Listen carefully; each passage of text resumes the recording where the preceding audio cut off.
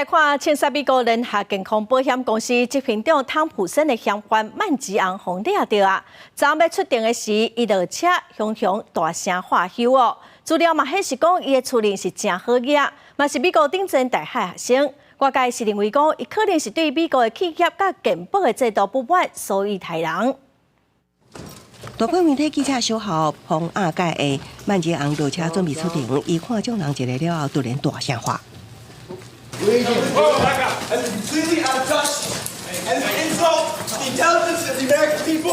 26岁的曼吉昂是青沙全美国上大医疗保险美国联合健康保险公司执行长汤普森的嫌犯，以前一日伫宾州麦当劳后，员工发现性质可疑，报警，所来轰抓。伫宾州甲影响的纽约，拢面临包括谋杀等5项罪名指控，佮未当保释。随着名检官进一步发现伊出身富裕家庭，高中的时也是毕业地数代表。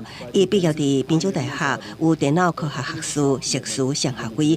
是同学眼中的人生胜利组，卖伫汽车零售商担任数位工程师，另外游戏商担任定式设计实习生。伊互警方逮捕的时，除了甲加州夏威夷有关联，也有几张贵族证件，一支3D 列印幽灵枪，甲1份自备书。内容是美国有世界上上贵的医疗体系，各大企业财管滚滚，民众的寿命煞无增加。He said were that there were parasites and that they had this coming to them, which investigators believe was a reference to the healthcare industry and potentially United Healthcare specifically. Also said that he did this alone. He said he wanted to save investigators the time and trouble of finding potential co-conspirators.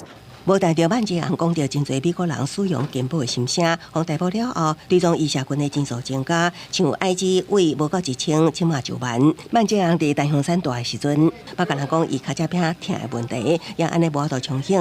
伫个人社群媒体当看出对世界真不满。最近大部分内容包括智慧型手机对儿童的负面影响、健康的饮食甲运动习惯，伊也捌表达对大厦炸大客卡陈司机的同情，佮提起用暴力解决问题。 也毋过相关大部分已经放删除。公司新闻黄伟廉编译。